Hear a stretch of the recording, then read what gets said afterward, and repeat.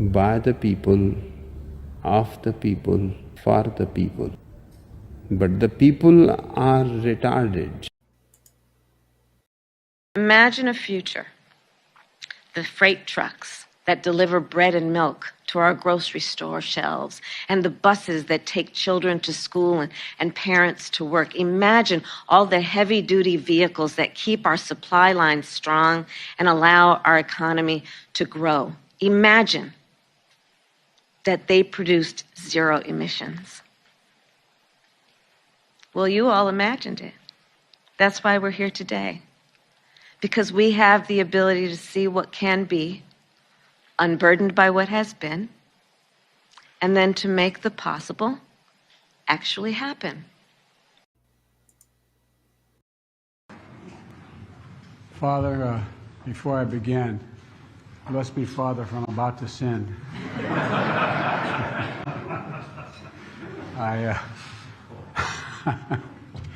Well, I just want you to know, I may be Irish, but I'm not stupid. I married Dominic Giacoppa's daughter. Okay? I'm sick of this stuff.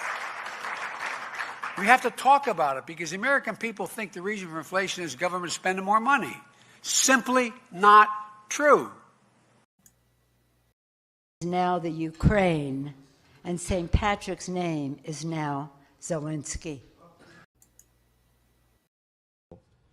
Just days before Russia's invasion began, I went to the United Nations Security Council to lay out what we believed was about to happen. Again today, we have a strong sense of what Russia could do next. We believe that Moscow may be setting the stage to use a chemical weapon and then falsely blame Ukraine to justify escalating its attacks on the Ukrainian people. Manufacturing events and creating false narratives of genocide to justify greater use of military force is a tactic that Russia has used before, including in Georgia. So we established a new civil rights cause of action for those whose intimate images were shared on the public screen. How many times have you heard, I'll bet everybody knows somebody somewhere along the line, that in an intimate relationship, what happened was the guy takes a revealing picture of his naked friend or whatever in a compromising position, and then, literally, in a sense, blackmails or mortifies that person. Send it out, put it online.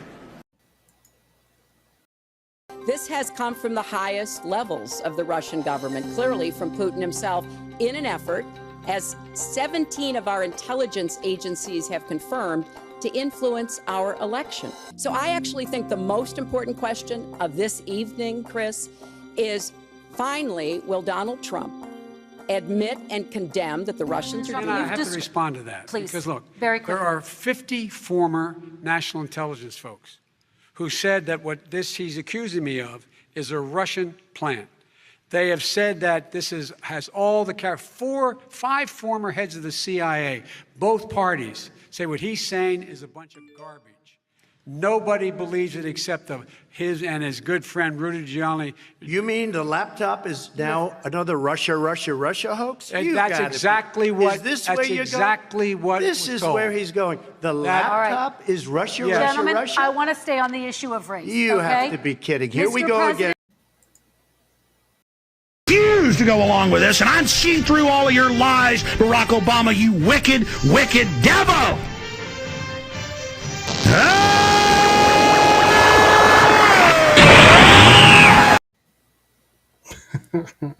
Welcome back to another night of Stick with Koolfrogg. Take number 2. Yeah. I don't know if this is even working. I really don't know. Are you with me? Yeah. Why can't I hear you now? I am Groot. The heck? How about now? Yes.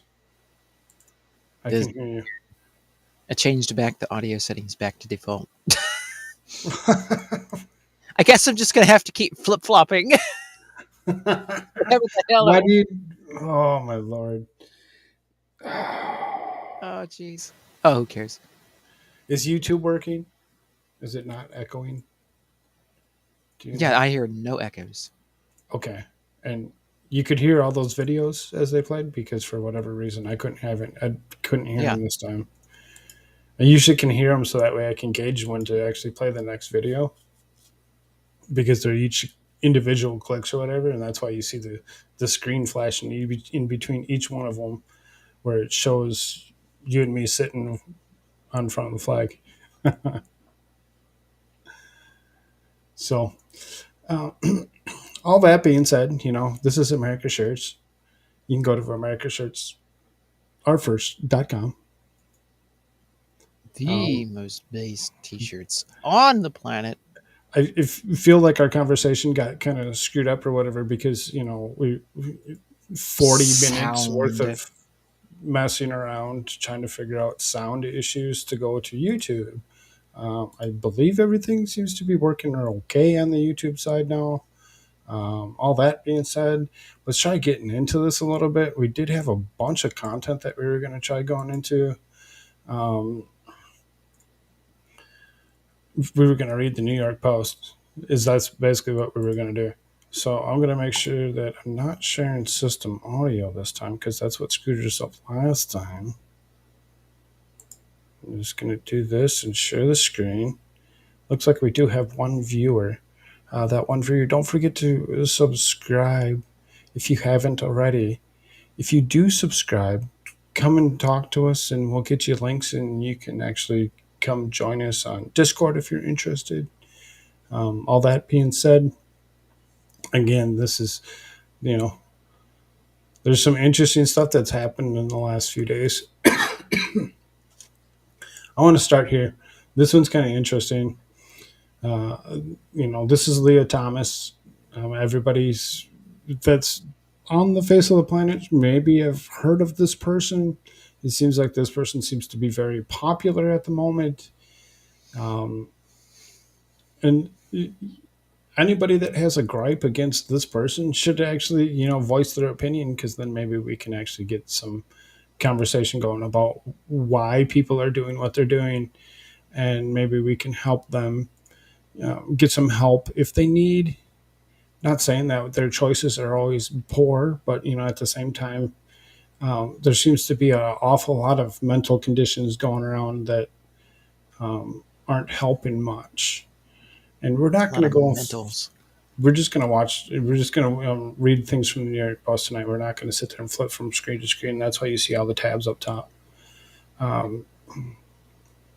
So it says the Virginia Tech swimmer blasted the NCAA over its rule allowing transgender women to compete against a biological woman after she came up short in a championship qualifying race that was dominated by the University of Pennsylvania transgender swimmer Lia Thomas. Rika Georgi leveled the criticism on post to her private Instagram account after missing the cut on Thursday to compete in the finals at the 500 free at the NCAA championships. It doesn't promote our sport in a good way, and I think it's disrespectful against the biologically female swimmers who have competing in the NCAA. Considering scrutiny since Thomas was smashed records in her first season competing as a collegiate level as a transgender woman. Georgi has placed blame on Thomas for her failure to qualify. The Virginia Tech swimmer said that she felt the last spot to get into the final was taken from her because the NCAA's decision to let someone who is not biological female compete. Now, I mean, the common sense here is seriously this person stands taller, has larger hands, larger feet, built totally different, was like 400 and some odd place in the men's category. So he went and tried to, become a transgender human being and now is dominating women's sports. I'm sorry. I mean, you can do what you want to do. I'm not telling you that you can't be transgender. But what the hell? Are you kidding me? You can't sit there and do one thing and be like, oh, now I'm this and now I get to join your sports. What you're going to do is you're going to eliminate sports or gendered sports. You're going to eliminate women's sports. You're going to eliminate, it's just call it sports. That's all you need to do. And then the best of the best get to compete. Period. Go play football. Go do something. I don't care what it is. If you want to go ahead and do this, fine. But eliminating gendered sports is fine as well. Create just sports. Let's see what happens. Oh boy. You don't think so? No, I'm just thinking about the conversations that this kid has had, like, talking about how he's actually a lesbian. It's just kind of be a weird conversation. Like, hey, Dad, what? Like, I have always been a lesbian. What? You know. Mm-hmm. Because that makes sense, right? Oh, it makes perfect sense. So he can use. Oh, I'm sorry. So she can use the biological It can equipment use. that she was born with. That's why, right? But they're still a lesbian. It is still a lesbian. Changing terms or definitions to words to meet your needs is not how it works. Stop it. Oh, but it is. No, stop it. Because I say this, because I'm a lefty. Oh, shit, I forgot to take my lefty hat off. So, I mean, this young lady actually had quite a few quotes that she actually has through here. So she says, I'd like to point out that I respect and fully stand with Lia Thomas. I'm convinced that she's no different than me or any other D1 swimmer Stop right who's there. woken up at That's the 5 problem. a.m. her entire life for morning practice. No, I had to finish the quote. Oh, yeah, okay. But yeah, like that's the problem right there. Mhm. I respect it, and there's this I'm convinced freaking that she dude is just like me and all the rest of us girls. Like, that's your problem. Don't bitch if you're going to sit here and be like, well, I mean, I respect she's just trying to him, keep like, herself from being annihilated, politically as well. That's what she's doing. I mean, but they all have to stand up in unison and just be like, no, this is a Exactly. dude. All of Go. them need to stand up together and say, no, we don't want this person on our team. And they won't, because they're all just like her. They're all, oh my God, I'm Because a they're white afraid woman. that I'm they're going to go terrified. against the coach's wishes. Oh, maybe that too, yeah. Mm-hmm. Or the school. Right, because if you go against the coach, then the coach is going to reprimand you, and the coach isn't going to let you do what you want to do, period. So then, if that's the case, eliminate the sport. Stop go somewhere else. Some other college will take you. Yeah. Virginia Tech isn't that, good of the best place to go always. Not everybody needs to go to Virginia Tech. There's Or a lot any of of the other rest of places. these huge, big places, yeah. Turn it into they only have one member on their team, which is this young man that says he's a woman, and make it so that they no longer have enough people to actually compete in the NCAA. Remove the person from the equation, and you have what you need. I mean, that's the only roundabout way of actually doing anything. Is if they're going to sit there and play games. Just be smarter about it. When they're playing checkers, play chess. Yeah. And I understand she's younger, and, she's, what is this girl here, like 18 probably, or 19 or whatever? Probably, you'd Probably say. at least 19 because she's in college. Or Right. wait, she has to be older than that. She says she's a sixth year Oh, college student. well, in that So case, it's her last year, and she got taken out of the competition. So I mean, if we continue here real quick, I'm just reading the quotes. oh, grow the On the hell other up, then, hand, woman. right. On the other hand, I would like to critique the NCAA rules that allow her to compete against us, who are biologically women. I know you could say I had the opportunity to swim faster and make the top 16, but this situation makes it a bit different. I can't help but be angry or sad. It hurts me, my team, and the other women in the pool. One spot has taken away from the girl who got ninth in the 500 free and didn't make it back to the to a final, preventing her from being an All-American. Every event that transgender athletes competed in was one spot taken away from biological females throughout the meet. Again, I'm just reading quotes. Knew that what was coming this past week. So I suppose that this doesn't make sense if I actually just read it that way, doesn't it? The two-time NCAA champion. You see how they screwed that up. Two-time All-American swimmer said the NCAA knew what was coming this past week. So the NCAA knew it.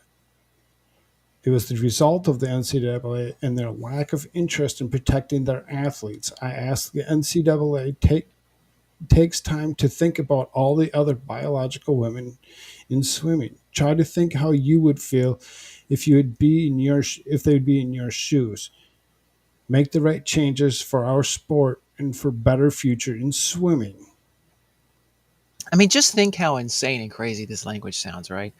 It's like, oh, hi, I'm a woman. Oh, wait, hi, I'm a woman. Hi, I'm a biological woman. What? It's like, what the hell?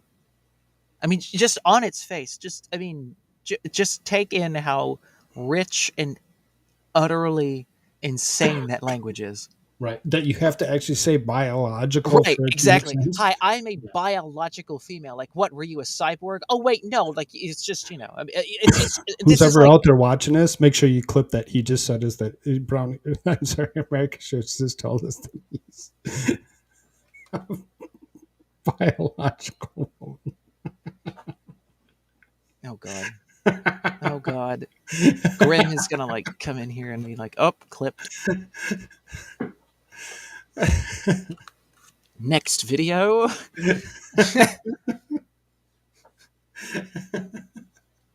So I just shared the screen so that way I can just click on stories. There's plenty of stories. So the other story that I actually had marked in the headline for the show or whatever was Clarence Thomas.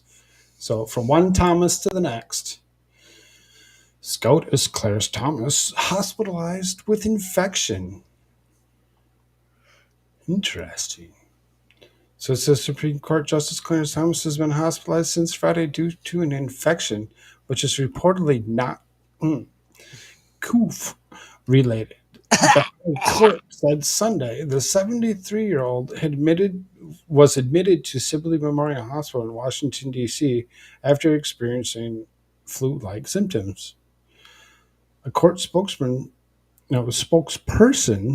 told CBS News that Thomas does not have, the goof.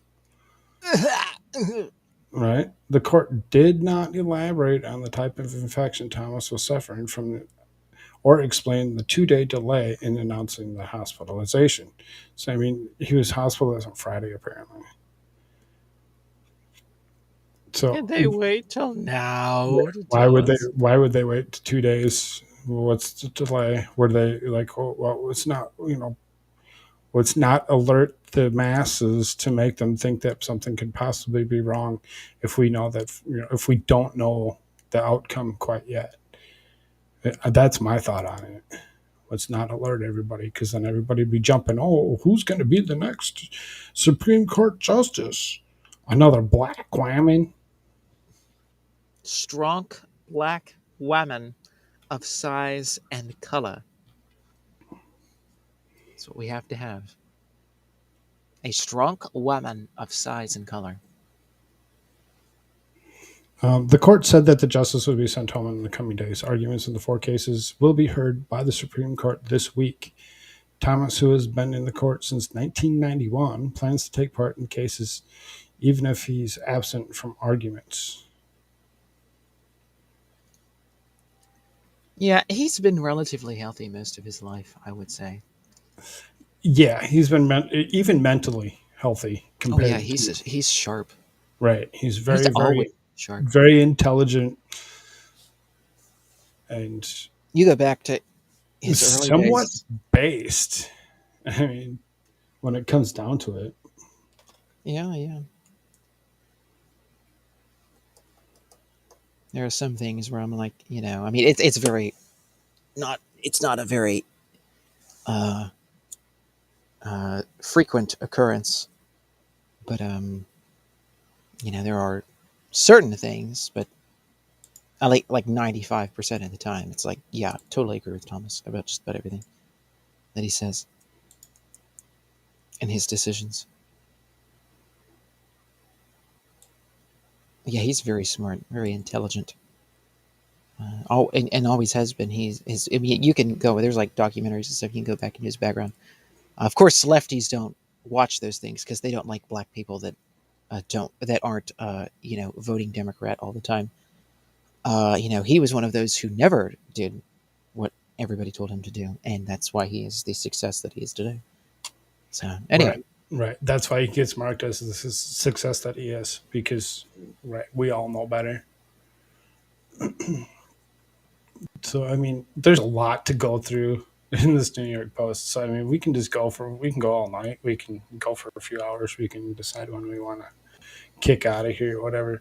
So, Clarence Thomas how about this lady? What do you think of that? Should she be Should she be primaried? By Detroit grandma. Mm-hmm. A Detroit grandmother running for Congress is literally up in arms. Janice Winfrey, the city's longtime city clerk, has launched a primary challenge on incumbent squad member Rashida Tlaib and say the district is now so unsafe she needs to carry a weapon. Go figure.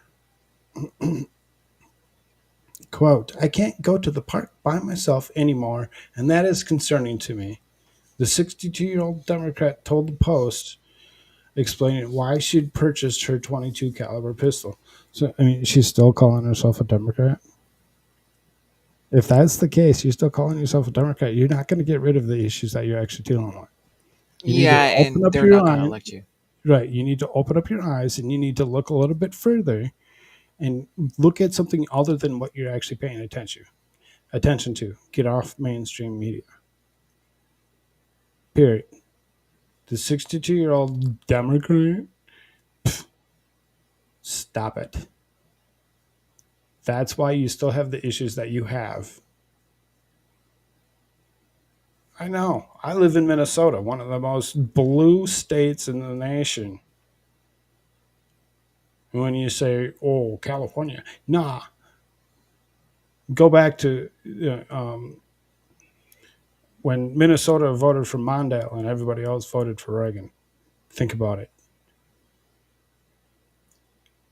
I would like not to have to carry the gun. I don't want the gun in my house. I have a 2-year-old granddaughter.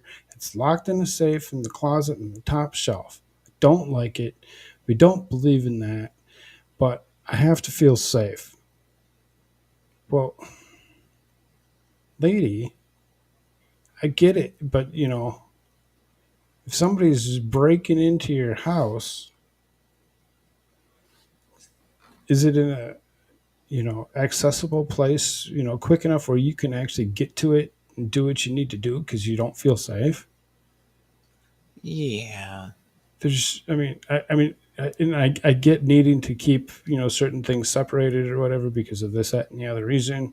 And it's like, well, they're just making up rules to try making it sound like to keep you and everybody else safe, from the gun. Come on. The gun. Evil, evil gun. Guns are very evil, don't you know? They have those evil eyes. And they're like, they just keep walking up on you. I'm gonna shoot ya! I'm gonna shoot ya! I'm gonna shoot ya! Ah, ah, ah, ah. Like, guns are scary things, scary creatures. We don't like to use them all that much, but when we do. Oh God, there it is. There's the thing. Mm-hmm. So this next paragraph, I'm not going to read the last sentence on there. So it says, Winfrey said that it was actually a run-in with a Trump supporter after a 2020 presidential election. It sent her over the edge. Really? There's one of those in Detroit?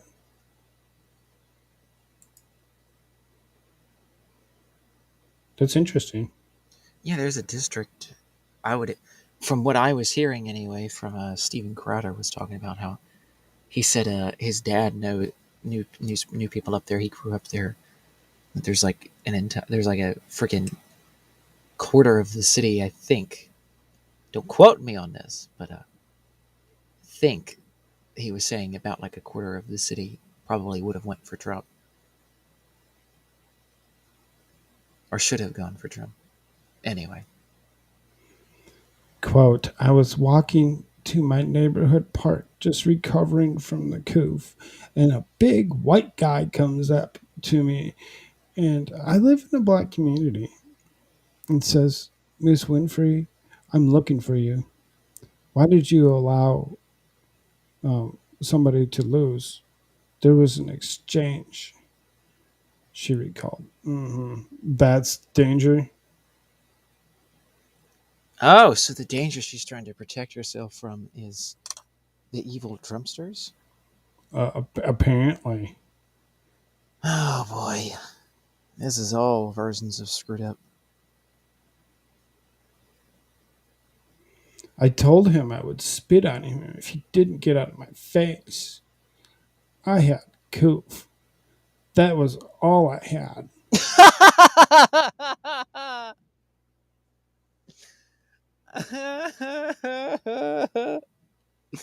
That is so hysterical. My secret weapon. I have Koof in the back of my throat. Don't come any closer. Winfrey says Tlaib has done nothing to fight crime in the district. In the past, it's like Tlaib they really has hate supported... Koof, but then it's like, oh yeah, when they need Koof to be around, my precious. I'll use precious. Gets you. God. Oh, there's the Williams bar there. How you Speak doing, buddy? of the devil, and he shall appear 20 minutes later.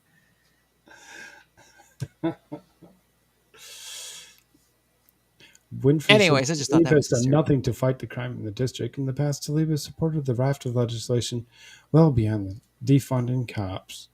The Breathe Act, which she co-sponsored, would shutter all federal prisons within the next decade. She has attacked cash bail as cruel and also put her name to legislation that would have used as an excuse to empty jails, prisons. I haven't seen anything that she has done as it relates to public safety and gun violence. I know she has marched with BLM, and that's good. But have you talked with our chief of police or met with law enforcement officers? Have you made suggestions? When you say defund, what are you really saying? They're really saying federalize. That's what they're really saying. The entire police force across the country will be known as the FBI or the Capitol Police or whatever the hell. And then there will be no local police. That's what Tlaib is saying. Tlaib! That's what she's saying. So Winfrey claimed that she had raised more than $125,000 in barely a month on the trial. Winfrey spent a week in D.C. raising cash and plans to meet with the influential Congressional Black Caucus. Additionally, she chided Tlaib for voting against the infrastructure bill in her position on Israel. I support Israel. I support peace. I know that Israel is our only ally in the Middle East, and I also know that Israel brings a lot to the table. We need Israel, just like they need us. This lady's messed up.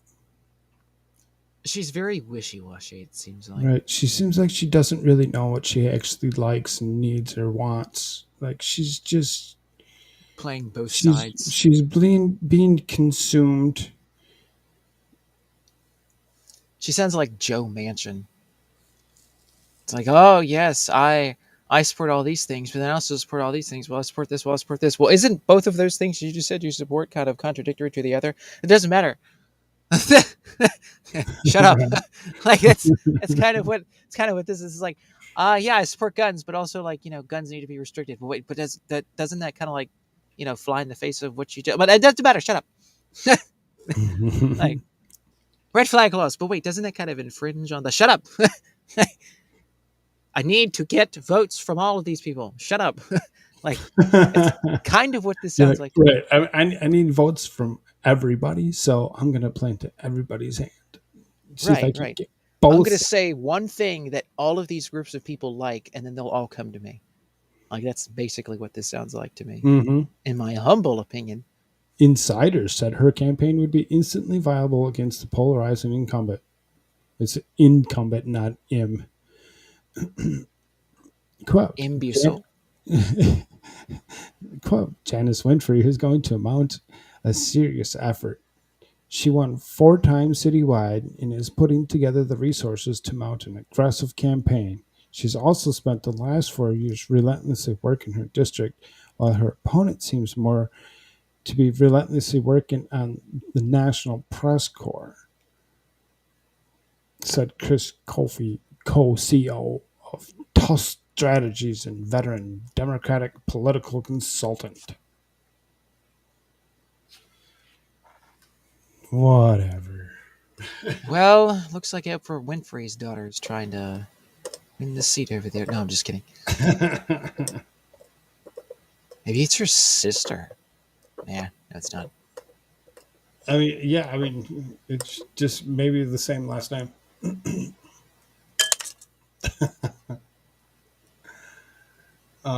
I guarantee you, all the people up there, God only knows what, she'll probably have changed her name to Winfrey. So it's like, oh my God, it's like Oprah Winfrey. It's like our version of Oprah Winfrey. She's black and like, she's like the perfect mix of everything that we all like. Isn't that wonderful? Right.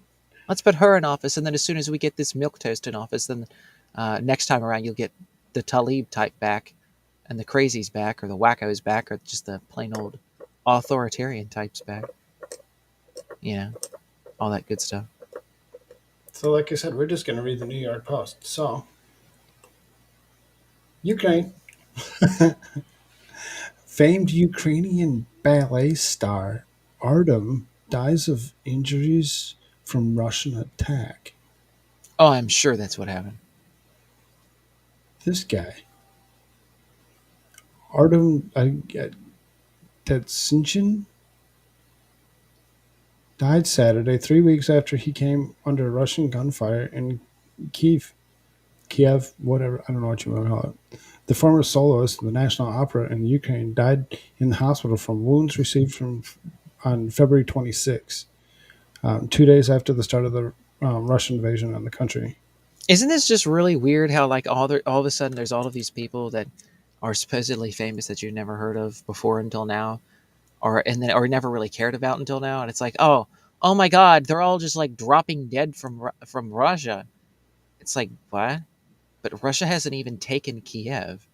Like they haven't even. I mean, sure that they're outside, but like they haven't swarmed the place with guns and like just killing guy. Like how the hell does this person here get shot by Russians in Kiev? It's like they're not in Kiev, the city itself. Right. So, like, how the hell does this person, like, what? Or do they expect us to believe that this individual wanted to ballet dance with an AK-47 and they shot him? Like, well, I mean, what the hell? Like, I mean, he just like ran up on the front lines did a ballet dance and the Russians shot him. Like, I don't understand. Like, what are you wanting us to believe about this?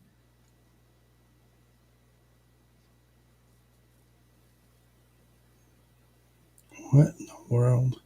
So the last paragraph on that said, who is described as a great artist and a wonderful man by colleagues in Ukraine, was 43 years old.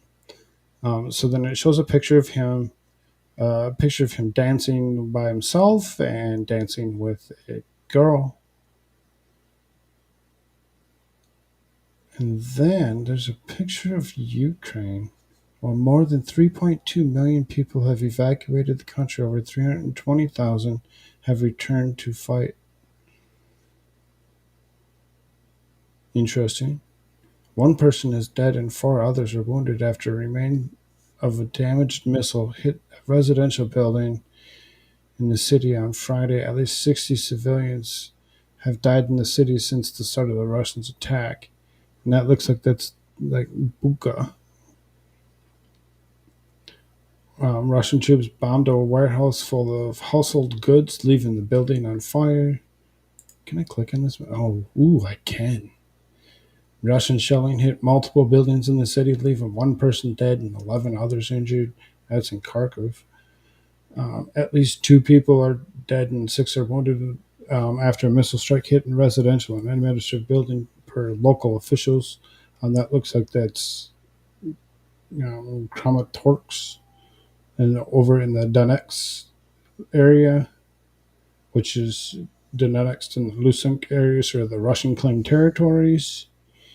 More than 1,300 civilians are believed to be stuck under a bombed theater. That's in Mariupol. And then over in Mykolaiv, it says approximately 45 people are dead after a Russian missile attack hit Ukrainian army barracks in the city, according to local reports. It looks like there's some other sites of shellings. Oh my God, they still have Snake Island. Look at that. I mean, it's just over more towards the left. Oh, this year? Yeah. Oh my God, it's like, it just doesn't stop with the bullshit. Right. And it says it's seized by Russia, so you can see the seizures. It's got Snake Island, they got Kherson, they got all this area is all theirs, according to, what they're claiming, including, Chernobyl. One of the largest nuclear facilities. Actually, this is this one here, this other nuclear facility that they have. If I caught that correct, they actually have one of the largest nuclear sites that actually power a majority of Europe, if I'm not mistaken. Oh boy. Mm-hmm. Go watch my videos, people. I explain all of that further detail. Of course, all of those things are not very YouTube friendly, of course. They're not. So you got to go over and you got to watch them over on the Rumble. It's just America Shirts like you see it on the screen. And type that into the Rumble search, and my channel should appeareth forth from the search engine there in Rumble. Right, and he's got the same logo, this little blue circle with the blue shirt with the American flag on it. This is American Shirts. Yep. Indeed, I do. Same thing. So, I mean, there's lots of stuff that's going on. Let's see what else we can bring up here. What's this?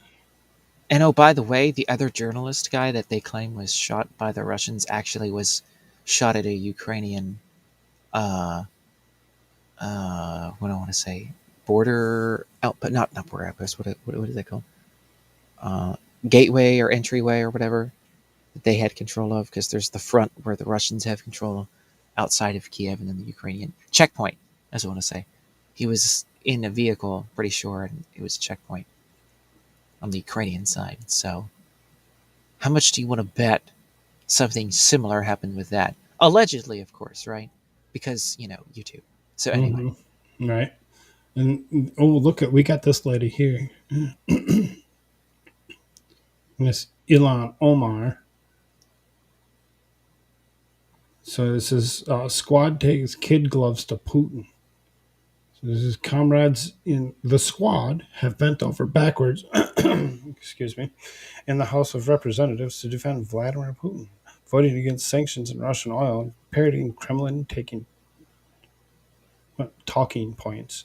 At least one member of the far left Rep Ilhan Omar has family with business interests in Russia and its oil industry. Oh, go figure.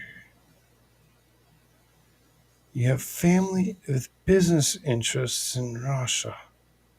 But notice they never say, like, it says Omar's father, Nur Omar Mohammed, was a colonel in the Somali army during the 1970s and 1980s underneath the Soviet-backed regime of dictator Syed Barre. Yeah, During that time, he received military education in the Soviet Union, according to an obituary. So that might not even be true. Right. So it's like, and then all of a sudden, like, oh, Omar's brother served government spokesperson, later chief of staff, former Somalian Prime Minister Hassan Kahir. Kahir is known in the West for all but giving his country's oil reserves to Putin, according to news reports. A lot of factual statements being made here. Yeah, that's right. I don't like this lady. Again, she's from Minnesota, the state that I'm in. I'm just glad she's not in my district. The Somali Pole worked as a senior executive for a Russian energy company, Soma Oil and Gas. The company was backed by a Russian billionaire and Putin ally Alexander Dubacherzy or whatever. So wait, scroll back up. Who's Kahir again? They're saying this is a Somali politician. That's what a pol is. Oh. Yeah, apparently they just... Somali Prime Minister. Her brother-in-law served as a government spokesperson and then later as chief of staff to that Somali Prime Minister, who they're saying gave his oil reserves allegedly to Putin. And then scroll down. Right. That paragraph says that, okay. So it says the Somali politician previously worked as a senior executive at the Russian energy company, Soma. Okay, so that oil company that guy worked, what's his name? Kir? Yeah, Kahir or whatever. I don't know. Kahir, maybe. I don't know. You can finish reading. Oh, but we negotiated a sweetheart deal for the company to access up to 90% of the company's perspective and prospective oil wealth. Bloomberg reported 2015. UN later cited the deal as having transparency and accountability issues. Well, who the hell cares what the UN says? They're in.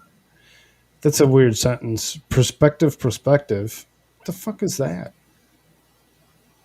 I think that means like future oil reserves. Like perspective is like, like a prospect. Like you're like a prospector, right? You ever hear like from the old West, like a prospector goes out, like fine, like you're searching for the oil. So any oil that would come in the future, any oil that you can perceive now, perspective oil. It's just, the wording's weird. It's like, did he? I don't know. Oh, it is. It's not and, is it? It's just all one. The country's prospective oil well. Well, maybe it's not what I was thinking then. I don't know. Yeah, I don't know. I mean, that's what I thought. I just kind of assumed that, just based on the words. But I'm not an oil tycoon. Allegedly. Me either. I run a shirt store on the internet. I'm not an oil tycoon. If you want to make me an oil tycoon, the difference between prospective and perspective is all in how you look at it. Prospective is used in the context of looking ahead to what might happen in the future. Perspective is used in the context of viewpoints or the position for which something is viewed. So what I was saying was correct. Then maybe they just Yeah. dropped off an and, the conjunction there, and just forgot that. Yeah. Which is, there's Anyway, spelling errors, there's grammatical errors that come through all these articles or whatever. It's because, the publisher does read them, but, after reading so much, you think that everybody makes a mistake. We're all human.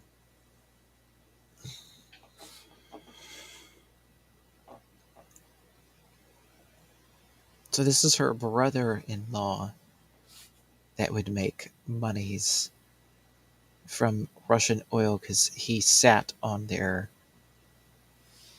board. Is that what they like? Just as a recap, like if you could scroll back up again, it's her brother-in-law that served as the Right. chief Omar's of staff brother, to this the prime guy, minister. Mohammed Kaynan, served under the Prime Minister Hassan Kayir. And then went and worked as an executive for the Russian energy company Soma. But it says the Somali politician. Does that mean her brother-in-law, or does that mean the other guy, the prime minister? No, I'm guessing this is the brother-in-law that they're, because it's like the paragraph. Why they put that picture in the middle of the paragraph is beyond me. It almost looks Yeah. like this should be the same paragraph, and they broke it up, and they made it look stupid so that people have to actually question everything that they're actually, or would have to put together the little bits and pieces to understand the freaking article. Because they don't want to wisen you up on anything. They want you to be stupid. Because from what they're saying there, it says he's a spokesperson, and then he was chief of staff. Well, that doesn't mean that he's necessarily a politician. The prime minister would be the politician. And they claim that that was back in 2015. I'm guessing this is the brother-in-law that they're talking about. This guy here, the Mohammed Kaynan, is this? Well, is that the might guy be that who they worked for want you to think this? it is, but Right. maybe That's that's what not I'm thinking entirely it accurate. is. I mean, not that I'm a huge defender of Elon Omar or anything, but at the same time, it's like, I mean, Well, see, truth is truth this is here. what the article's about. Is this lady anyway? It's not really about the guy or any other person. It's about this lady and why she used kid gloves on Putin. So I mean, it's she's using kid gloves because her relatives have brother-in-law has something to do with oil companies in Russia.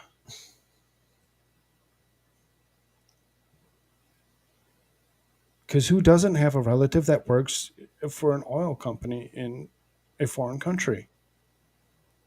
Oh, everybody does, right? Everybody does. I don't, but everybody else does. You do, right? You got a relative, Oh, of distant course. Like, brother-in-law I or mean, something? like I said, everybody does. I guess it's a brownie and a human thing, not really allegedly, right?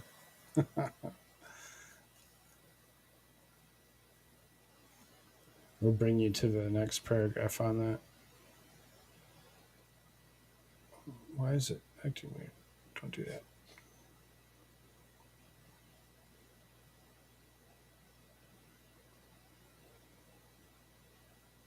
And I actually agree with that perspective to a certain degree with that tweet that she has there. I don't support broad-based sanctions on any country. They are economic warfare, and we should oppose all of them like we oppose military actions. I actually kind of agree with that. Also, as humans, we are interconnected to other humans globally. We will directly or indirectly be impacted by it. Well, yeah, that butterfly effect. So a certain amount of truth to that statement too. Yeah, exactly. I mean, holy hell! not the This is lady's twice. not, dumb by any Oh standard. my god, this She's has very been intelligent. twice She this just year. shouldn't. I don't believe that she should be in the position that she is and wielding her powers per se. Good lord. But I mean, I'm just saying that's twice this year that I've actually agreed with the statement she said. The first time was that, hey, the Canadian, well, she was talking about women, but like Canadian women shouldn't have to be sanctioned by the government. Like they shouldn't have their private personal bank accounts being, removed from them by the government in Canada because they went to a protest or a rally of some kind. It's like, wow. Then this statement, like, hey, we shouldn't be doing all these big, broad sanctions and all this war. Like, whoa, holy hell. Do I actually agree with freaking Ilhan Omar? Holy freak. Right? What the? For the very few times that you actually would that something that she says like that. Yeah, Damn. absolutely.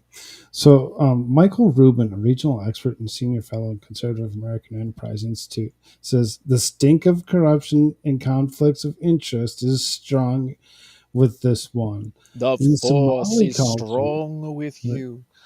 in Somali A culture, powerful fame Sith everything. you The idea will that become. Right. The idea that Ilan wouldn't know that her brother-in-law was doing is about as realistic as suggesting she doesn't know the sun rises in the east. And excuse me, does everybody seriously pay attention to everybody in their family and all their in-laws and all their, seriously? Is that I mean, seriously a maybe, thing? maybe not. I mean, there might be some corruption there, but at the same time, I mean, her perspective, what she's tweeted there, it's like, well, I mean, if that's her perspective, well, I mean, that's her I perspective. barely I mean, maybe talk to she's my lying. Maybe she parents doesn't on a actually believe regular it. basis, nonetheless knowing what a in-law was doing. Nonetheless, even care. It's just I mean, I ridiculous. guess that might be true. This is just another hit piece thing to be like, oh yeah, anybody that doesn't support the war effort to, kill all the Ruskies, you're a bad person now, apparently. And this is like, again, this is New York Post. This is a little more, quote unquote right wing, if you will. But again, this is all the media. They all want war. This is the establishment thing. This is the globalist people. It's on both sides. They all want this war. This is like the John McCain types, the Lindsey Graham types, the Mitt Romney types. Again, like Tulsi Gabbard, right? Like she's a registered Democrat, and she comes out and is like, "Hey, let's not have a giant war. Let's not do this crazy shit. Like, how about we do?" And then Mitt Romney comes out and like, "You're a traitor." I mean, they all sound like Emperor Palpatine. I mean, like this guy there was like, the Force is strong with you.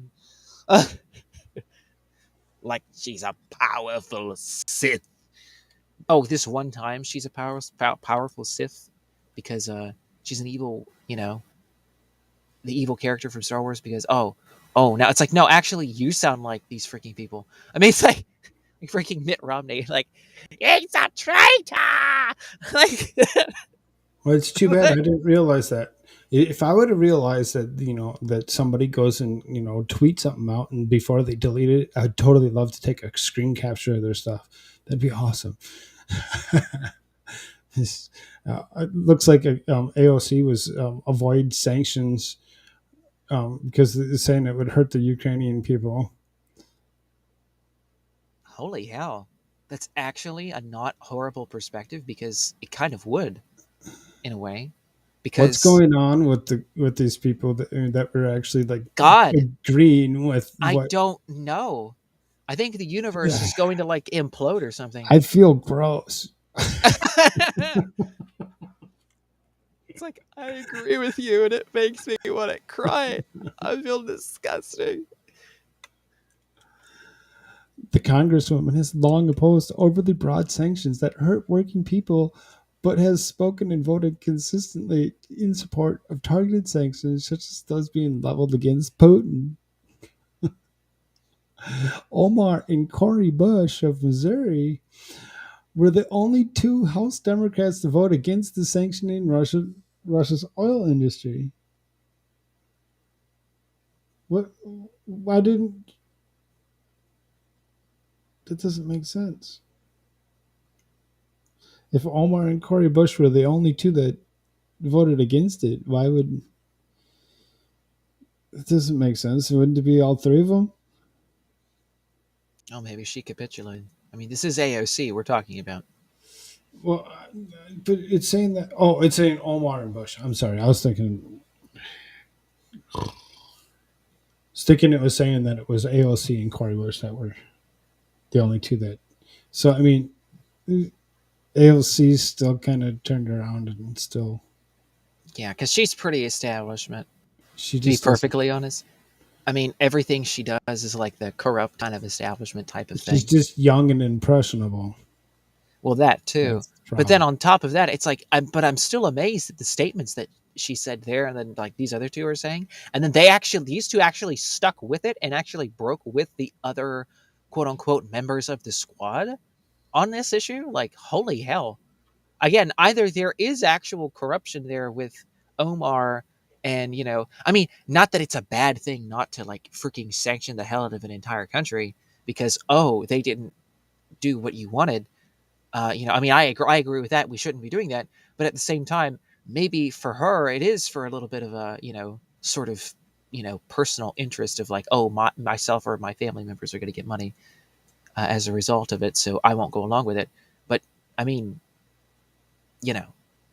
if that's not the case, if she actually did stick with what she said, well, damn.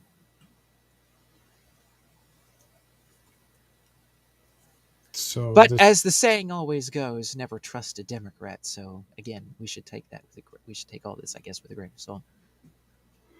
GOP Rep. Elise Stefanik says the fact that members of the far left squad oppose enacting crippling sanctions in Russia and Vladimir Putin and continue their vocal support in the anti-Semitic BDS movement speaks volumes about today's Democratic Party. Disgracefully, these are the voices hailed as leaders of today's Democratic Party. I mean, where do we live? I'm so confused right now. This article is so bass-backwards. Yeah, we're actually siding with freaking a little bit more siding with the opinions of these freaking squad members. And then you have a GOP guy like, hey, you should like sanction the hell out of Russia, and everybody's like, well, I mean, yeah, okay, so they stand with that BDS thing, the anti-Semitic thing. Like, yeah, it is pretty anti-Semitic. That is pretty. That is bad. But on this particular issue, like, I mean, yeah, I kind of agree with their perspective. Again, like I said, if that's actually the reason why they're doing it, and if it's not something because of a family interest, like they were bringing up of their, some other type of an interest, if they're actually sticking to their guns, it's like, wow, this is amazing. I mean, this is just like this is just kind of like a, this is a rhino versus a person who might actually be concerned with the people to a certain degree.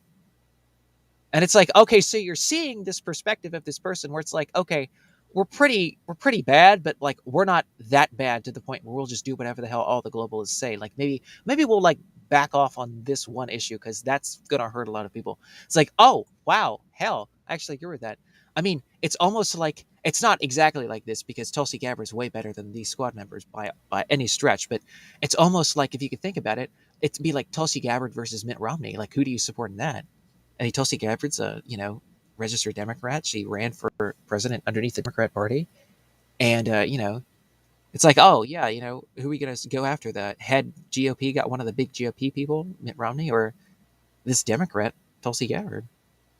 It's like, wow, we're actually siding with the Democrat over the Republican at this point because it's that corrupt. The parties don't matter anymore. They're all bought into the system. They're all the elite people. They're all with the globalists. And they all want this war, and they all want all this crazy shit. So, because I didn't know what the BDS movement was, I went and I looked it up here real quick. So it says Boycott, divest, the sanction. divestment sanction movement works to end international support for Israel's oppression of Palestinians and pressure Israel to comply with international law. And that would also contradict, right? It's like, oh well, I don't agree with the sanctioning of Russia and this and that kind of thing, and then you're supporting the sanctioning of Israel or different things in Israel. Like that's pretty contradictory. Like I was saying earlier, there are other interests, but maybe they'll turn away from that after this. I don't know, but hey, like I said before, you never really trusted, never really trusted a Democrat, especially when a hack. I should say a hack, like a Democrat hack. I should be more specific. You can never really trust a Democrat hack, and these people are Democrat hacks through and through for the most part. But I mean, if they are standing like this and they are kind of taking a stand and being like, okay, maybe we're going to turn around from this kind of perspective. Hey, I'm all for that.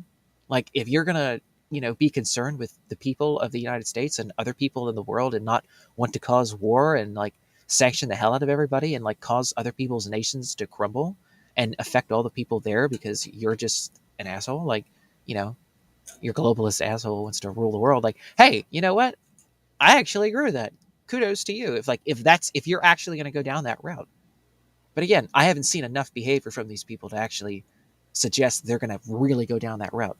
But I mean, if this is a turning point for them, like that'd be great.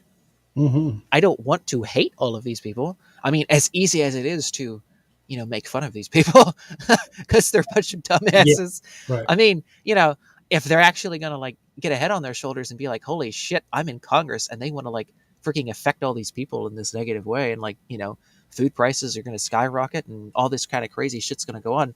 And all these people are going to either starve or be malnutritioned and all this kind of crap. And then there's going to be war. And then there's going to be, maybe I don't want this actually. Maybe this isn't what I signed up for. Like if that's their perspective, if they're going to turn away from that, hey, I'm all for that. But again, I haven't seen enough. This is just one instance.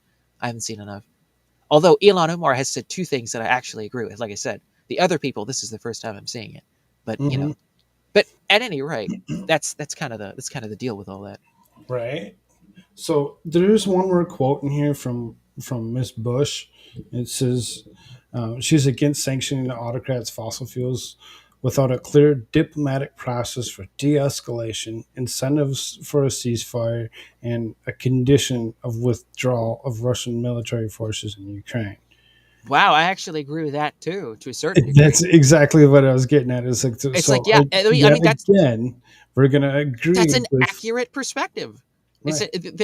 There's nothing. She says she's against the sanctioning, right? Because she says if you scroll back up again, just so I can recap this myself in my head, right?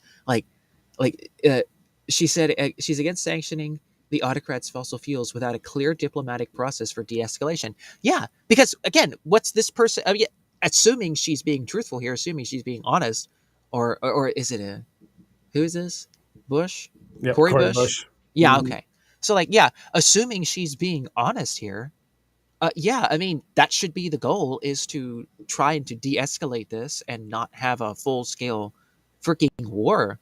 I mean, I understand, again, if you watch my videos, I mean, Russia's there for a reason. But at the same time, I mean, we really don't want to have a war and we don't want the U.S. to get involved. And so how about we kind of instead of the U.S. furthering the war, how about the U.S. try to, de-escalate things and try and have a diplomatic path? It's like, yeah, just hauling off and sanctioning everybody, that's not a very clear and diplomatic de-escalation process here for a ceasefire. Incentivizing a ceasefire, Right.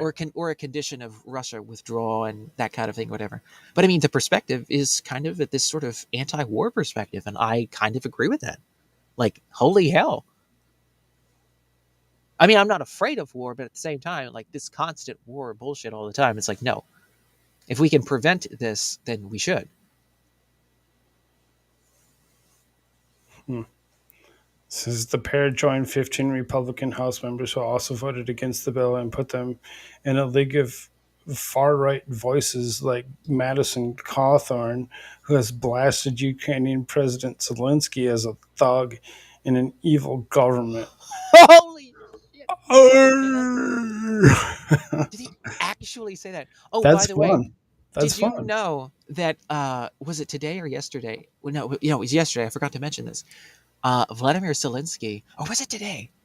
Anyway, Vladimir Zelensky here uh, got rid of, basically took executive powers and got rid of all political parties in the country, other than the Yahtzees. By the way, the Yahtzees were allowed to stay. Everybody else had to go. Uh, and he took away all press that was independent of government run or sanctioned. I forget which one it was. So all press, and then he said that he basically was going to go after. I think he said it, or I don't know if he said it or if this was just an action that he took. That he was going to go after other independent journalists in Ukraine that were not going along. So our lovely friend Patrick Lancaster might be in a little bit of hot water if he's out by himself. He needs to stick around with those with those other people he's around, I guess. Because holy shit. So then it finishes off. It says Rashid Tlaib argued against providing legal aid to the Ukrainians in the run up to the Russian invasion. All four women were closely aligned in the Democratic Socialists of America, which stood steadfastly with Russia during the conflict and blamed the war on U.S. imperialism. None have moved to distance themselves from the organization's stance. I mean, that's literally true. I mean, it's like, if I completely agree with did that. they put these names in the wrong spots? Perhaps. Oh, and by the way, this is Rich. Again, the New York Post wants to make you think that like Madison Cawthorn is like a Yahtzee when he's like, oh yeah, by the way, he's evil because he literally lets Yahtzees run half his government in Ukraine. It's like, but like, Madison Cawthorn is the real Yahtzee here, people. I mean, again, they are everything that they accuse you of being. It is the New York Post people that are writing this article that actually are supporting literal Yahtzees with connection to the big man of the Third Reich of World War II. Like, that's where that stems from. Those are the people defending that kind of government there. And Madison Cawthorn is calling it out. And he's being called the Yahtzee. I mean, that's what it is. If you don't support Yahtzees, the Yahtzees they like and the Yahtzees that they want you to support, then you're the Yahtzee. Which is ridiculous. This is where we are at, ladies and gentlemen. So stupid. Are you good with this article? Yeah, we're good now. Okay. No, I'm just asking questions because you have to actually go back to the New York Post. So I'm going to kind of move down because I think that maybe be something that had something to do with why we had issues with the first attempt of streaming. Is that continuous loop? Eventually somebody caught it or whatever, and they're like, no, we don't like it. Well, at least show the full title there. The driver runs over man while doing donuts. Driver runs. Yeah, there we go. It was a little covered up there. Driver runs over man while doing donuts in Manhattan. Since this is a hit and run, I suppose I can click on it, but there's going to be a video inside there, and that's I just don't want to show the video because I think that's half the issue that Restream had. Well, you kind of saw a glimpse of it there as you were scrolling down, right? So people get a general idea, right? Like he's doing a donut, and this guy, there was 3 people there. There was one person filming this person in the driver's seat doing the spinning. Then there was somebody else that ran up, and then there was the third person that tried to run up.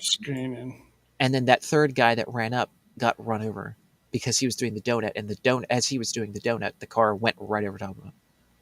And they froze it right before then, and then the video repeats. But yeah, that's what happened. Which is stupid. Like, why the hell are you running up behind a car? Because that's what they want to do. They're like, oh, we want to go.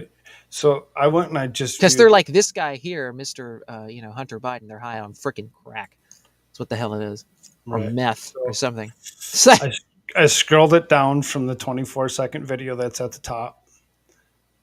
That actually shows several people running out into the middle of the road with cameras to actually catch footage of this guy, whipping around in circles.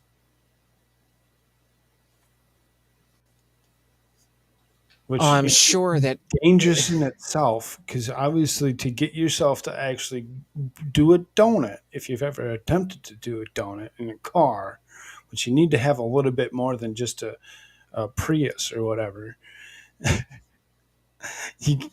Something that actually has a little bit of, engine to it to Vroom, actually push that vroom. car in that circle, and you tip your wheel the opposite, or into the circle or whatever, and you just kind of, start drifting around in a circle, is dangerous in itself, because the second that you lose control of what you're doing, anybody in that whole group that's watching that is now in danger.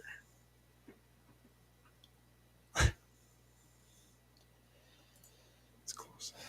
So, a hit and run driver doing donuts in Manhattan Street captured video slamming into bystanders appeared to be trying to film a reckless act over the weekend. The victim, 23-year-old man, was struck by a red Infiniti sedan just after midnight on Saturday. This driver drifted in circles in a large crowd near Vandam and Greenwich Street in Hudson Square. Police said that the victim was critically injured, suffering a fractured skull, brain injury, and severe trauma to the body. Video of the incident shared by the NYPD shows two men first walking towards the spinning car to record the spectacle from up close with their cell phones. The victim then heads towards the center to join them when he trips and falls on the ground directly in the car's revolving path, according to the footage. The video cuts out as the victim is pinned under the car. A final clip shows some of the crowd then raising their arms in disbelief over the horrific scene. And you can see, obviously it's, a souped up car, a young man's, just having fun. And some guy goes and runs out in the middle of the street, trips, falls, boom, done. Goofball. What the heck are you thinking? So the driver fled the scene in the vehicle eastbound. And why would he flee the scene? Because he was doing something he wasn't supposed to do, and it resulted in someone's death, so he freaked out. Well, if he would have stayed right where he was at, yeah, you get reckless, whatever, driving because you're sitting there whipping donuts, but now you also get evading the crime. They put a Crime Stoppers thing on there or whatever. And if you would have just stayed there, they could have looked at the footage and said, well, idiot, go walk out in the street. Now we're probably going to hear once they find this guy, there's going to be something big, huge hubbub about this guy riding around in his car, running over people, and there's going to be a court case about, this, that, and the other to see if he should be charged with it. I hope Nick Rekieta covers it. Let's just go with that.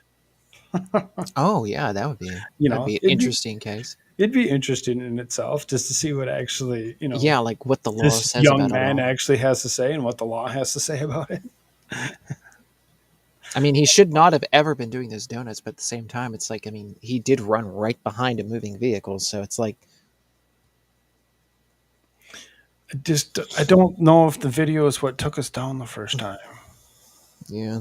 It just so happened to be that was really what was kind of on the screen as we got taken down, which I deleted that first video because I don't know if it was Restream acting up or if it was Restream not liking what I was showing. So it's kind of... Oh, what's this big headline? Dodging the question. White House ignores its Hunter Biden problem. But he doesn't work for the government. Why is it their problem? Oh, because the big guy does, right? The big guy. Should we click on this one? See what's up. It's probably everything we've already talked about, though, I would think. White House ignores its Hunter problem. It probably is. We did do a show the other day where we kind of talk about some of this. And we actually showed this clip of Jen Psaki refusing to answer the White House reporter. Yeah, we all kind of already know, like, yeah, they're kind of refusing all of this because they're like, oh, yeah.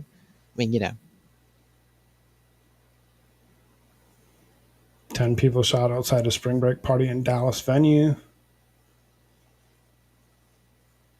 hospice nurse, and these are the top 4 regrets people have before they die. Oh, this guy. Tragic rescue. Man who shot drowning jet skier he was trying to save won't face charges. I mean, seriously, the guy. Did you hear about this? No. Oh my god. I heard about this one the other day and I was like, you gotta be kidding me. Watch this guy get charged with something, but apparently he's not going to get charged. I'm not going to watch video. So this is a good Samaritan who shot and killed a drowning fan as he's attempting to save in South Carolina. Won't face criminal charges in the bizarre case. Prosecutors said that the unidentified gunman acted in self-defense when he fatally shot 29-year-old Nathan Drew Morgan, who was drowning Tuesday in Lake Colby. Police said Morgan and his pal tumbled off of their jet ski without life jackets and that the rescuer tried to help the pair by steering a pontoon boat to them.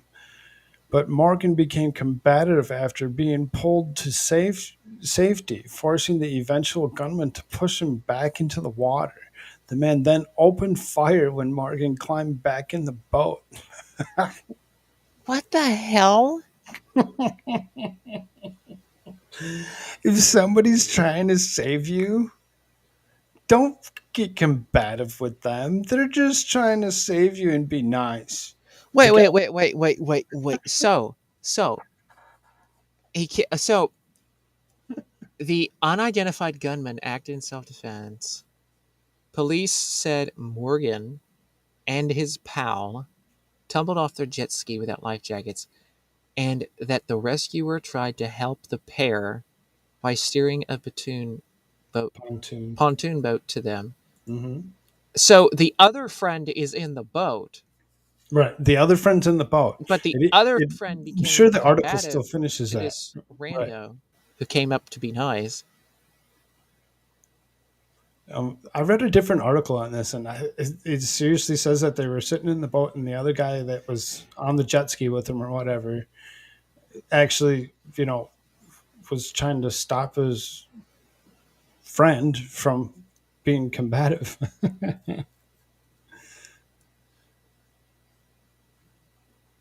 Morgan is fatally shot in the chest. Quote, certainly have never seen anything like that or heard anything like that. Area resident Brandon Thomas told it's just some random dude went and told TV reporter, I've never heard anything like that before. That's very surprising, especially in the area that it's in. That's crazy. Definitely unexpected out here for sure. So, I mean, it's, in an area where nobody would, it doesn't finish and say what the friend had anything to say. Well, what the heck? So he became combative with him. Right. And then he shoved him back into the water.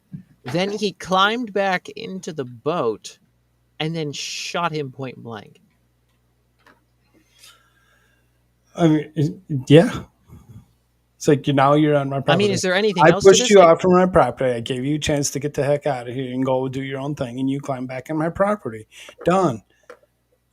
I mean, it's a little. I feel like there should be more context to this. Like, was the I told kid you, there's a different article that I read, and they actually have comments from the other person that was in the boat that was rescued, trying to stop his friend from being combative. Did he say why he was being combative? Were they drunk? I'm going to see if I can't find a better article on it real quick here.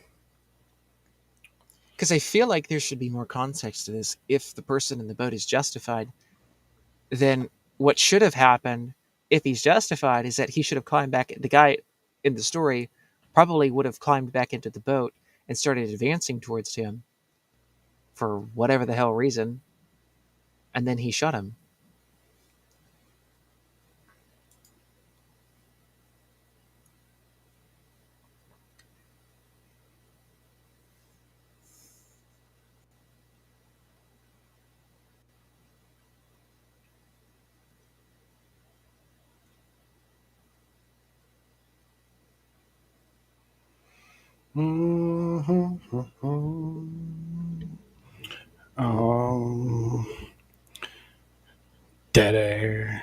Dead air. Dat air. Dead air. I don't like streaming dead air, so we're just gonna sing dead air while I'm actually looking for a better article. Yeah, but I mean, if that's the case, from what, of course, we have learned because of our lovely lawyer tube people, law tube people, right? Like, if it's the case that if he was advancing, then that would be justified self-defense. But if he wasn't advancing, and if he just was like, if he was drunk or something, or if he was kind of being a little combative, and then he was like, and his friend was like, hey, like, why don't you come back up here? It's like, he's like, okay, like comes back up, and then the guy was like, no, I already gave you a chance, like, and then just shoots him, and it's like, well, what the hell? He doesn't pose a threat. He's like kind of drunk off his ass. He's in the water, half drowning. He's like all weird and combative, and like, okay, he's like kind of Combative because he was intoxicated. There it is, intoxicated. Now the question is, was he intoxicated and like, was he angry and like going batshit crazy?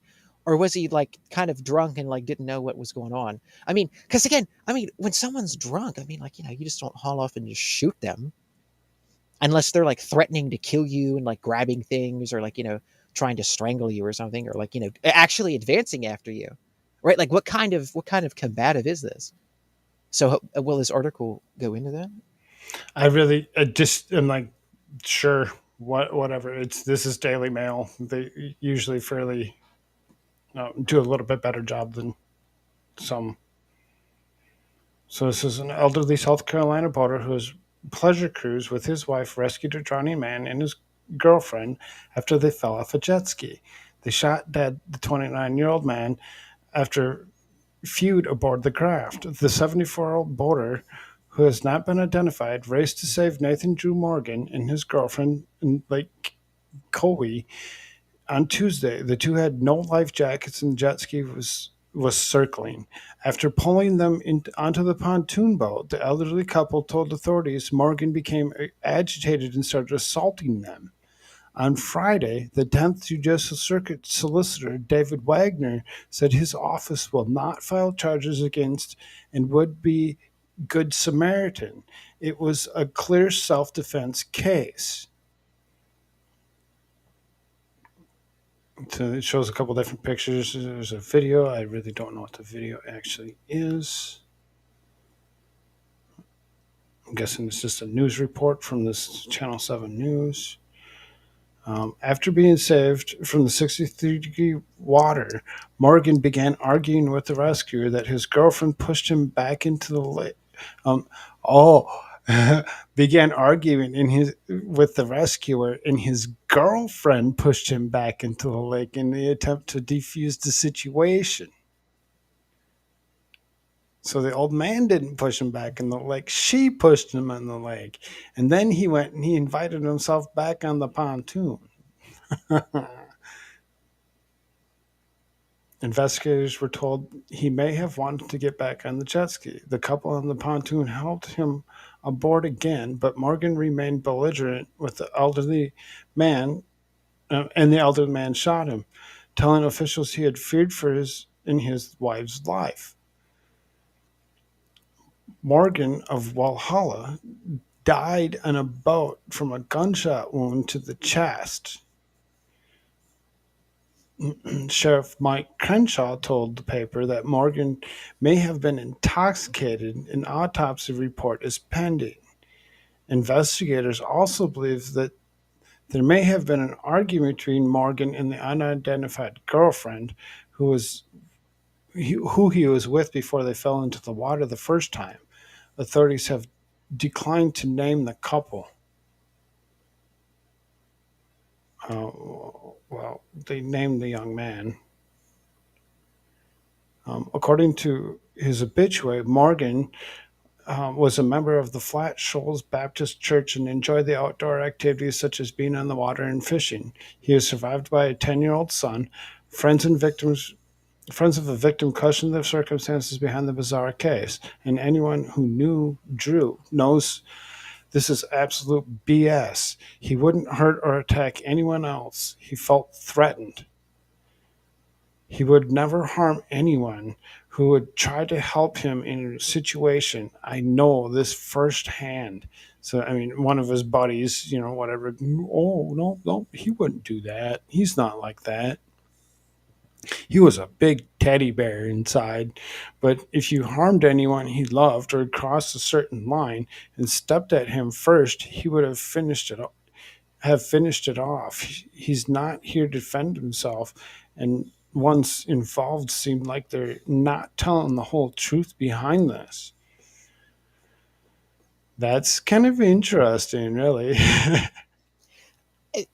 If I can just share a little opinion of mine here based upon this story, Yeah. it kind of seems like, and even with the story with like the popcorn shooting in the theater, it happened like almost 10 years ago, I know, but I think this has kind of been a growing process, and now it's just like freaking hyped up on steroids at this point in time.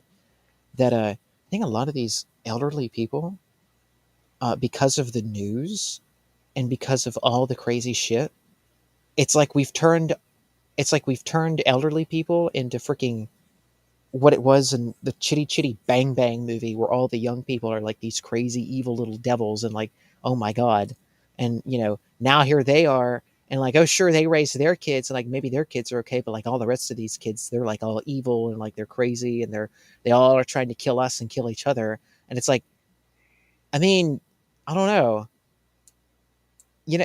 Like, I mean, some of these older people, like, they really, they get into the news stuff because they watch the news since they were little. They watch it, and they read the newspapers and stuff, and they see all the stories, and they just get all hyped up. And then the terrorism thing, and then 9/11, and oh my god, there's terrorists Hmm. around every corner, and then all this stuff, and then even the stuff in 2020 with the riots and the Antifa stuff, and everybody going batshit because of that. And it's, of course, that's all full of young people.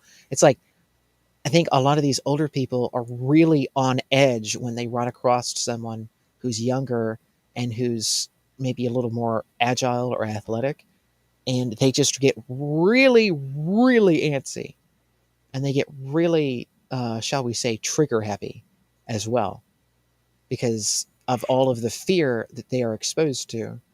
And they're like, yeah, well, we're older now, so maybe we just need to go ahead and just kill you to preserve ourselves, because the news tells us that pretty much all of you are just like insane crazy beasts. So maybe we should just, you know what I'm saying? It's like, Hmm. maybe this person in this boat kind of overblew the situation. Like, okay, he's a young man, he's intoxicated, so what, he gets a little loud or like rumbly tumbly. Like, is he trying to strangle you? Is he trying to kill you? Is he threatening you with death? I mean, again, like, if he's intoxicated, like, cut him some slack. You know, that's what it kind of maybe seems like to me. Maybe he was going after. Maybe he was trying to go crazy. But from what it sounds like is that they rescued them, and then they get in the boat. He gets into an argument with people about whatever because he's intoxicated, and his girlfriend just kind of almost playfully, you could say, like, shoves him back in the water, is what it almost sounds like. And then he crawls back into the boat because, well, I was just in the boat. They invited me onto the boat, and my girlfriend's the one that shoved me out. They didn't. And then I come back onto the boat. I'm still intoxicated, and I'm still saying shit and kind of, whatever. And I'm kind of directing it towards these people for whatever reason, is what this guy's doing. And then the guy that's doing that gets shot for it. Oh, because, like, what? You're on my boat and your girlfriend shoved you out? Like, what? Yeah. I don't know. It's like, this seems like a situation where this individual is like very trigger happy, where they are more than happy to just go ahead and just end you because, it's like, well, you rescued this person, you brought them into the boat, and the girlfriend's the one that shoves them off. So it's not like you have a defense where it's like, oh, well, he was out of the boat now because he was arguing. Well, no, like, it was the girlfriend that shoved him out. Like, you were the ones that owned the boat. Like, if you don't want him on the boat, you need to make that clear. Like, okay, if you're going to act like that, just swim back to shore. But that's not what, apparently, according to this, that's not what happened. The girlfriend's the one that shoved him out. And then they're the ones that got trigger happy because he was acting very crazy and intoxicated, and just decided, oh, what the hell, we'll just shoot him. So I mean, it continues, and there's a quote from another friend, as opposed to just getting the one from Brandon Thomas that we read from the last article from the New York Post. I mean, they're just it's basically echoing the same sentiment that the first guy. It's like, it's amazing that this, that this amazing man had a son that lost his best friend, and Jewish parents will never see their son again. Many people throughout the community lost a very special friend. This is all we get. You call this justice? This is far from that. Well, I I want to mean, see a little interview from the local news with his girlfriend, if she's willing to do that. I imagine she is petrified, horrified, mortified. she lost. I mean, if all the comments that we read from friends or whatever, well, nobody got a comment from the young lady.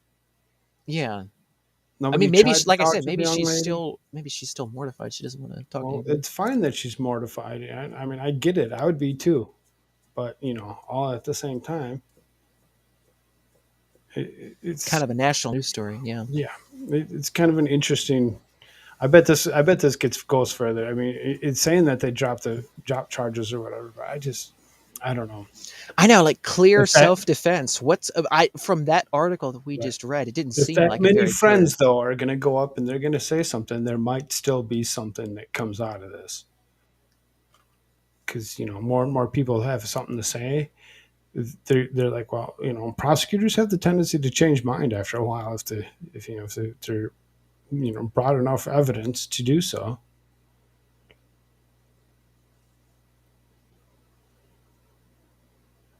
So, being that we're talking about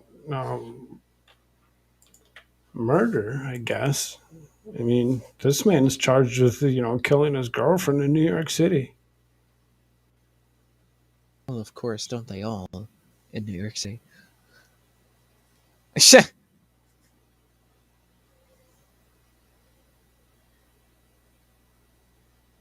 Huh. So this is from 12:47. This is from this morning. Like they just posted this article within the last few hours here, last hour and 15 minutes. Kind of interesting. We're right on top of it. Today's news today. Quote, I'm scared for my life. He's bugging me out. Bonjad James, 37, reportedly texted her cousin days before her death. A man was arrested for allegedly killing his girlfriend, who was found dead Friday with her throat slit, days after she was told relatives that she was scared of her boyfriend.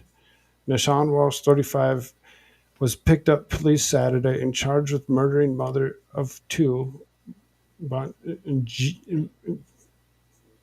Jana. I mean, I don't know how you actually pronounce that. Jana James, who was found by her brother and a fatal knife wound inside of her apartment in the Bronx housing, the Betensis housing, according to cops. I mean, it's probably some kind of income-based area, which is fine. Relatives who gathered in the vigil outside James' apartment on Saturday revealed that to the Post that the slain woman told a family member earlier in the week that her boyfriend was acting strange and that she feared for her life. James stopped replying to texts on Wednesday night. The relative said this was not immediately clear if Walsh is the boyfriend or the relative was referring to.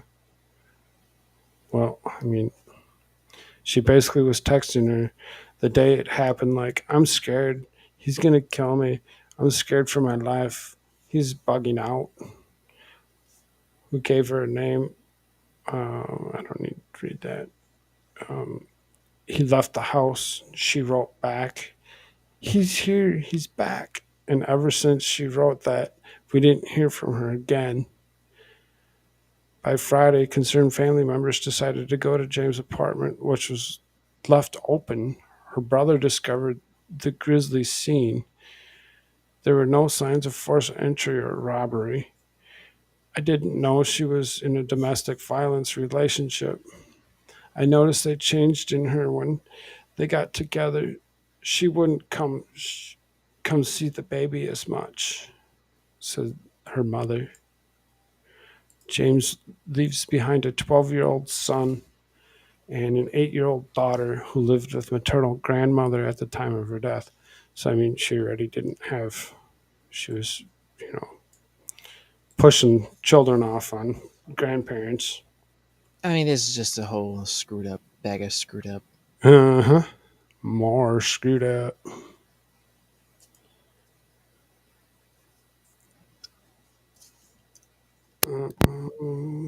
How you doing? You're about an hour and 35 minutes into this. Oh, I'm doing pretty good. How about you, Okay. I just Koolfrogg? want to be sure that you're doing okay and that you're going to continue. And we can do whatever. I'm doing pretty good. How's the wife and kids?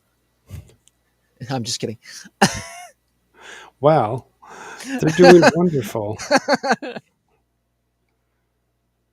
What's this here? Editorial. This is an opinion editorial piece. Again, this is the New York Post that didn't give us a full article on a man that was shot on the lake, so I mean, who knows? Is New Jersey Governor Phil Murphy mobbed up? His maneuvers to kill the Bi-State Waterfront Commission, a vital anti-mob agency, sure suggested. Last week, Governor Kathy Hochul and Attorney General Letitia James went to the U.S. Supreme Court after the latest move, directing his state police to take over policing the Jersey ports at month's end. Termination of the Waterfront Commission would cause immediate and irreparable harm to New York State, from increased crime to higher prices of employment inequities. Oh, Hochul, the high priestess and prophet of Pfizer, right? And Moderna. She said, like, oh, it is God that gives us jabs for all of the children to take up their ass. Anyway, What the? and we must go and make apostles and disciples of all to stick the Fauci ouchie needle up your rear. Like, instead of the cross wearing around your neck, it's I'm jabbed around your neck. That Hochul was who we're talking about, right? Oh, okay, it's, there's a little bit of humor there, but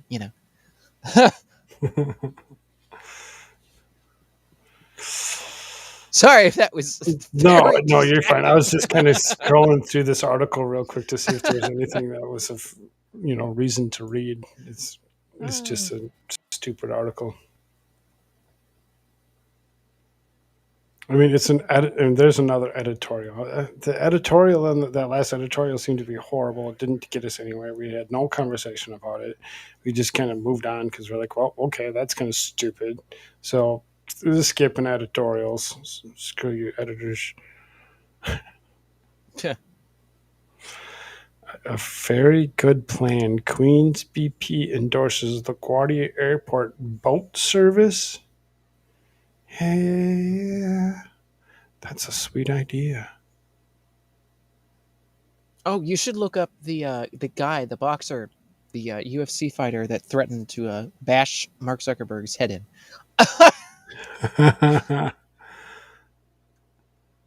Where is that? You can look it up. I need to find share it. That'd be great.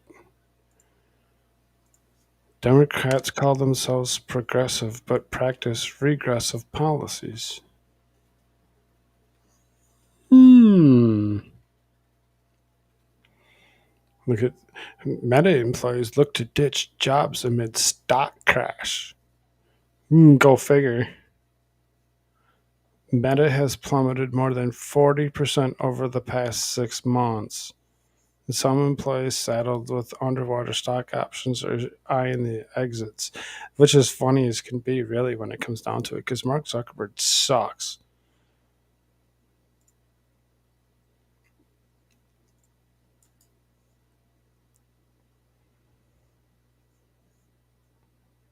Shares of Facebook and Instagram parent Meta have plummeted more than 40% in 6 months, and some employees saddled with underwater stock options are eyeing exits. Joined Meta near all-time stock high, now feeling like shit. One Meta employee said said this week in a popular thread on Blind, a corporate message board that verified members. What should I do? Leave this crap place, another metamate responded. Same boat, a third said, adding that they're already interviewing with other companies. Duh, they're supposed to think metamates, and me. Ask yourself if the train of thought is good for a company. A fourth joked, just kidding, it super sucks. Meta is facing a worker stampede as its stock prices have fallen from an all-time high of more than $380 since September to $216.49 on Friday. The slide started last fall's damning series of leaks put massive political pressure on the company and kicked the overdrive, and Meta started to feel the multi-billion-dollar sting and privacy changes from Apple and Google that are pulling its advertising business. Quote, people are definitely paying attention to the concern about the stock price. Michael Solomon, who manages software engineers through the talent of 10 times management or 10x management, told the Post, I think a lot of people who have questions of Meta is going to get out of what Meta is going to get out of this, if this could be the beginning of the end for them. I hope it is. I really don't like Mark Zuckerberg. I really seriously don't like Facebook. I deleted my Facebook account back in the 1st of December of 21. And I just, don't feel the need to actually join it. There's nothing there for me. So we're going to pull up this article here real quick. Oh yeah, here's the speaking of Mark Zuckerberg, right? Here from a British UFC star says he wants to fight bully Mark Zuckerberg. Oh, do I have it up? Is it up there? Yeah, it's up there. Yeah, so it says a British UFC star says he wants. Can't hear me? What? Am I there? You got to change your thing back.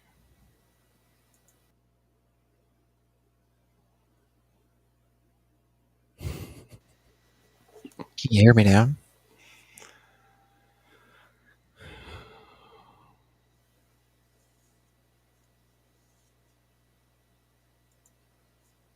Oh, how about now? Hello. Hello.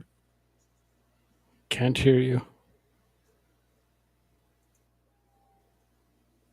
Hello. No. Still can't hear you. America shots, come back.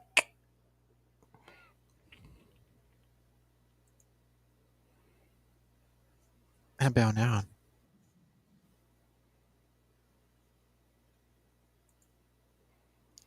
Come back, I say, come back. How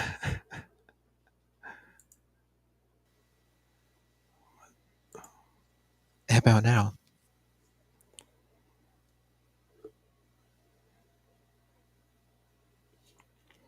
Well, I don't know what's exactly going on. I don't know why I can't hear him.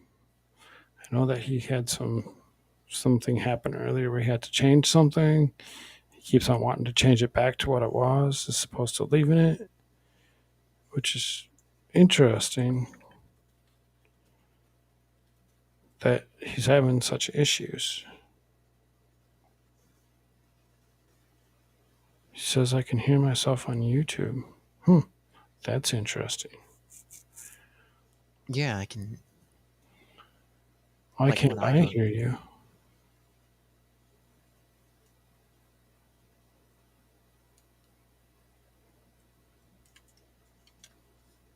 And I can't read his article that he has up because it's too small for me. So I can't make comments on it. I'm just going to talk over him. I don't get it.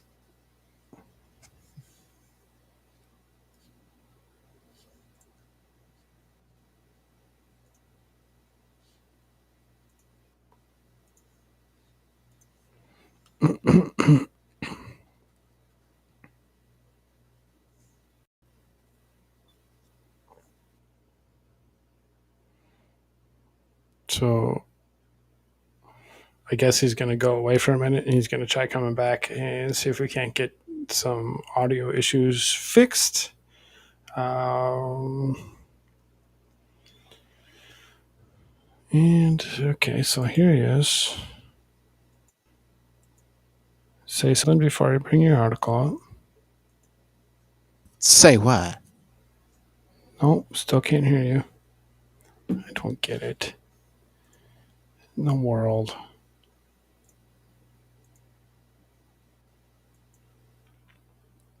We're just gonna sit here and boomer through the night. How about now?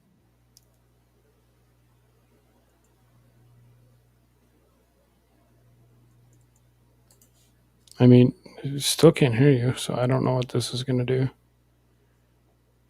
How about now? It's going. Turn up the volume on this.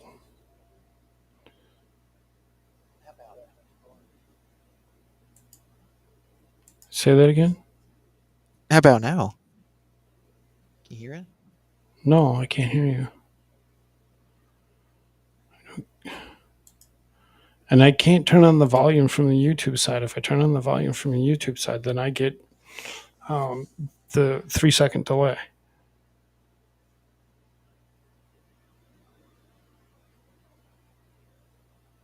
This is weird. What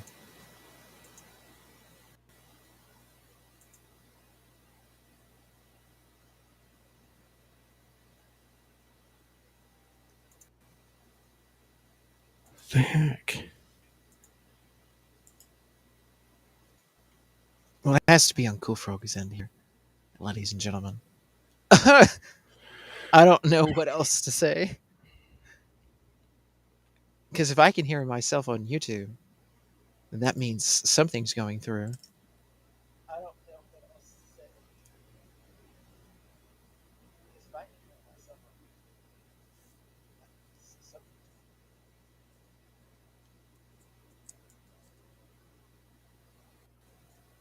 gotta be something like that.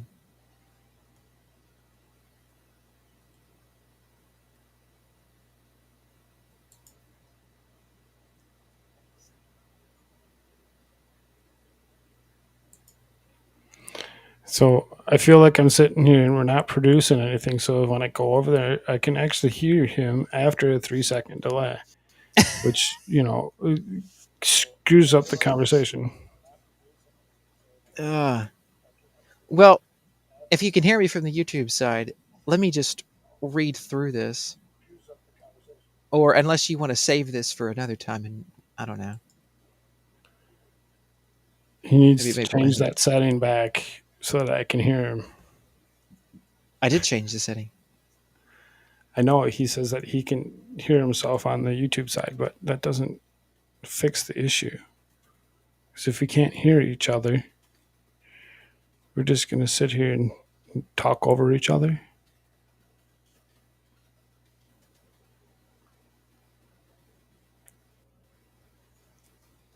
There's absolutely zero conversation.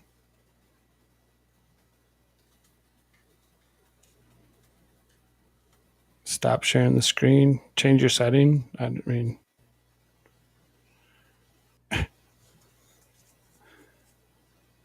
did that help any?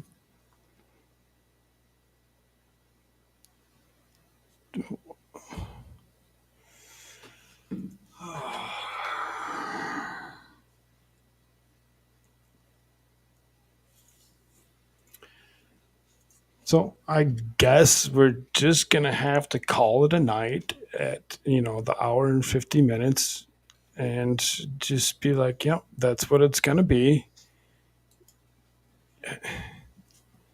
Freaking ridiculous. Because now I finally got to, Senator Johnson wanting to blast over Hunter Biden's laptop.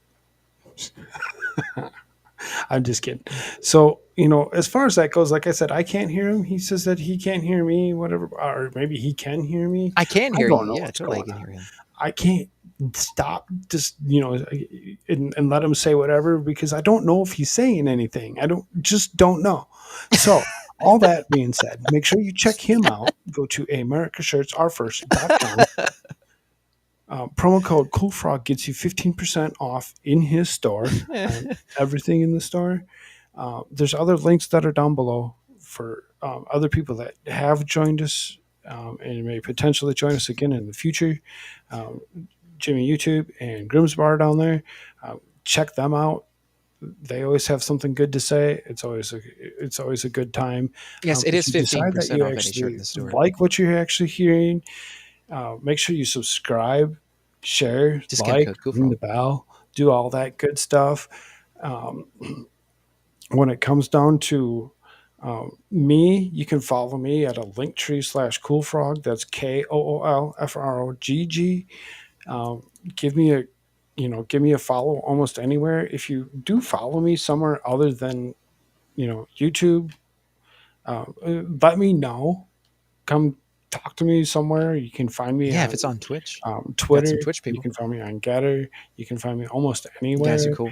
I mean, when I say almost anywhere, I Putting mean up with us. almost anywhere. Again, give me a follow. Give all these guys a follow. Check them out. See what's going Yeah, on. See do if you that. like their content. America's Church does have a Rumble channel that he's being fairly successful at, putting certain videos up about current going ons in the Ukraine. All that being said, Yeah, great videos. thank you very much for joining us tonight. Since he can't And hear me, have a good night. Koolfrogg is the Say gay goodbye, frog. everybody. Later.